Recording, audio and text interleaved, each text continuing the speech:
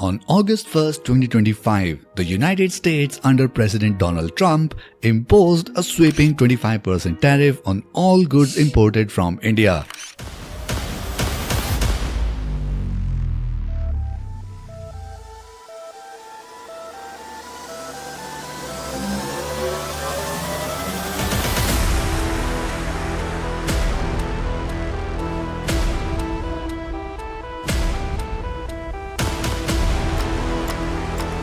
Constitution of the United States. Trump slapped a 50% tariff on Indian goods. The tariffs on India. Trump's tariff war is... And not just that, an unspecified penalty was announced in response to India's continued trade with Russia, especially over oil and defense imports.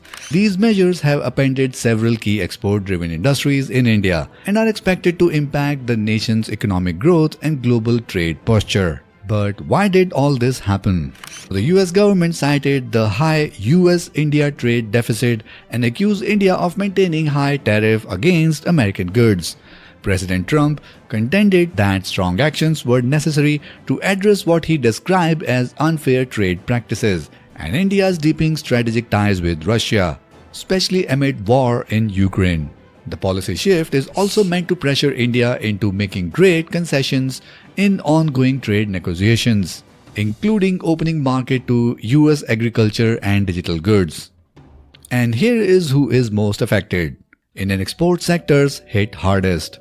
Electronics and telecommunication. India had become the largest iPhone exporter to US in 2025. The new tariffs tighten Apple's plan and India's gain as a tech manufacturing hub. Number 2. Pharmaceuticals. Almost 50% of US generic drugs come from India. Tariffs now squeeze profit margins in this crucial sector. Number 3. Textiles and apparel. A sector that employs millions faces lost competitiveness, risking significant job losses and order shifts to Vietnam, Bangladesh or maybe Pakistan where tariffs may be lower. Number 4. Gems and jewelry. The US accounts for over 30% of India's global jewelry trade by value.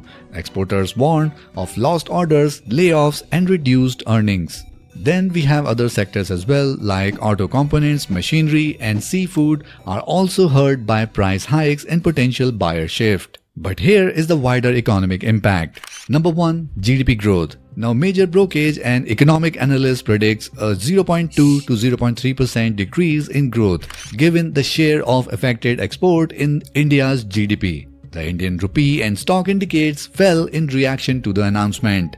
Then supply chains. Companies looking to diversify away from China may now reconsider India in favor of Southeast Asia due to the tariff disadvantage. Next impact will be on MSMEs. Micro, small and medium enterprises involved in export supply chains are especially vulnerable. Job and business continuity are threatened. Then we have US businesses. Now US buyers, including the retail giants and pharmaceutical firms, may face higher cost and supply disruptions due to this increased import price.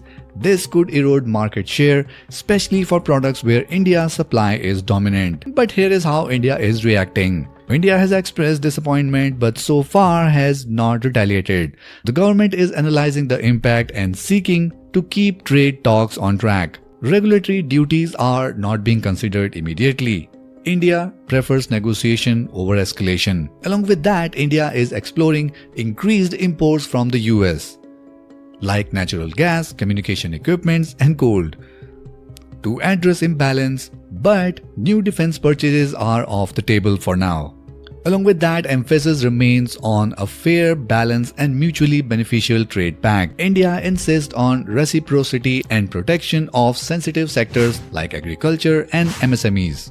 So what can India do next? Well, starting with, we can focus on cutting cost, improving logistics and upgrading technology, especially for labor-intensive exports and high-tech manufacturing.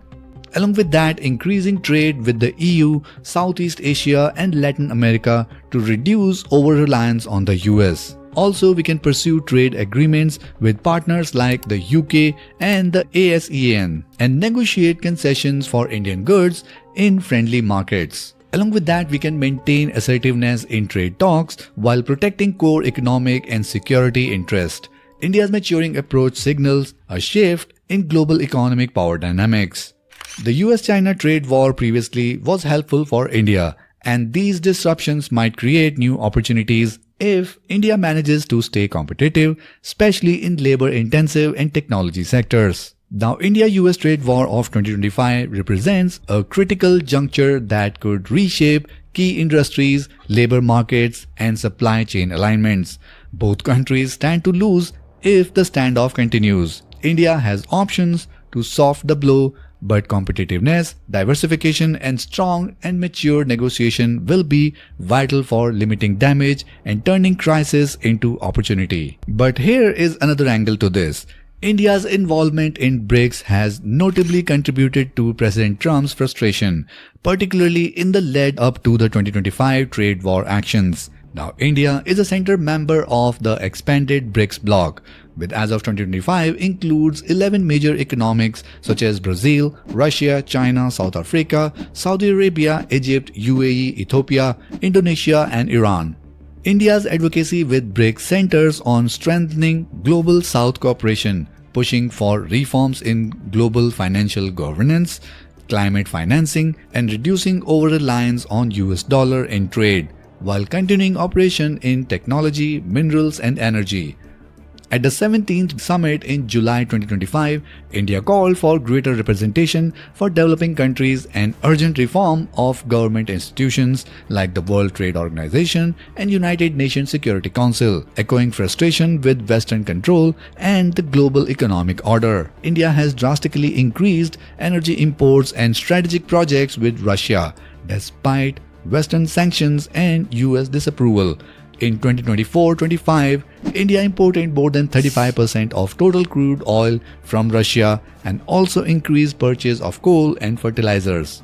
Now, these purchases help sanction-proof the Russia-India relationship and signals greater independence from US-EU dictates on international trade. India's growing trade volume with BRICS, that is $399 billion in 2024, mostly importing from China, Russia, and other members. This further underlines this decoupling from Western-aligned supply chains. But why all this upset Trump? Well, Trump explicitly tied with 25% tariff decision to India's membership in BRICS, calling the group basically a group of countries that are anti-United States, and characterizing its recent move as attack on the dollar.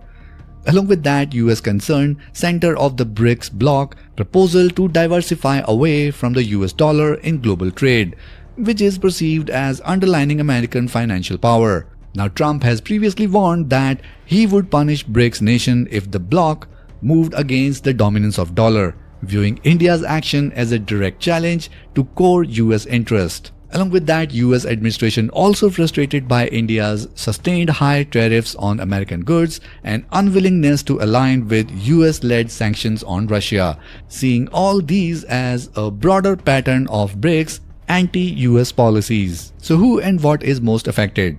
Well, the trade war is not just about India's tariff, but it also about its collaborative stance with BRICS.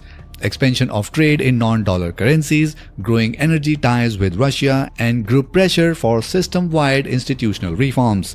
Along with that, the US perceives this as threatening its economic and political interest, particularly in trade, currency hegemony, and global standard setting. Now, here is an interesting role of Pakistan in US-India trade tension and oil expansion plans. Now, what is US-Pakistan oil deal and why it has emerged? In July 2025, the US and Pakistan struck a new trade pact aimed at jointly developing Pakistan's oil reserve and revamping US oil export to Pakistan. Pakistan's largest refiner is set to import country's first ever shipment of America's crude oil, a test cargo of 1 million barrels arriving in October. This move follows President Trump announcing punitive 25% tariff on India's imports and signaling intent to reward Pakistan with lower tariffs, which is set to 19%, and energy investment. Along with that, Trump has hinted both publicly and via social media, that these US-Pakistan energy ventures might eventually position Pakistan as an oil supplier to India, effectively leveraging Pakistan as an alternative to the regional oil trade. But here is some interesting fact about Pakistan's actual reserves. Trump's reference to massive oil reserve in Pakistan are highly speculative.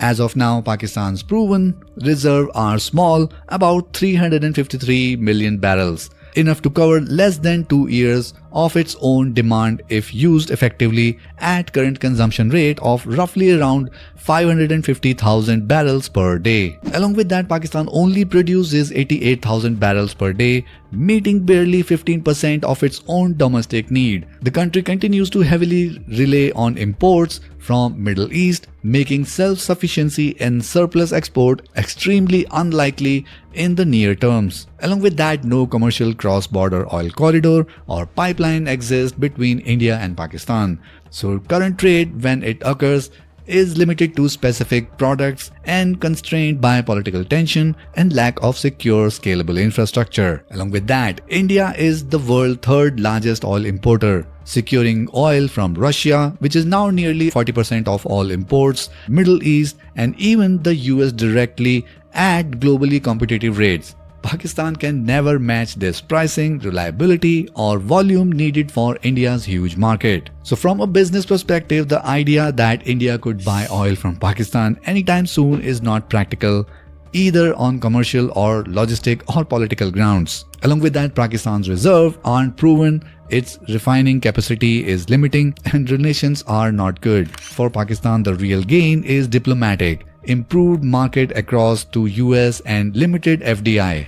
For Washington, it's a geopolitical lever to signal to India that it has alternative and to woo Pakistan away from China. For India, diversifying from Russia and Middle East oil remains a priority. But the practical, commercial and political case for buying oil from Pakistan is extremely weak at present. Bottom line, Trump's oil diplomacy with Pakistan is about regional signaling and leverage, not near-term business, realities or major oil flows to India. The prospect of India importing oil from Pakistan remains remote and largely theoretical. So what do you think about all these Trump tantrums about tariff? Do let us know your thoughts in the comment section below, and for more videos like this, make sure you subscribe to this channel and hit the notification bell so that you can get notified whenever we upload our next video. That's it for this one, and I'll see you in the next video.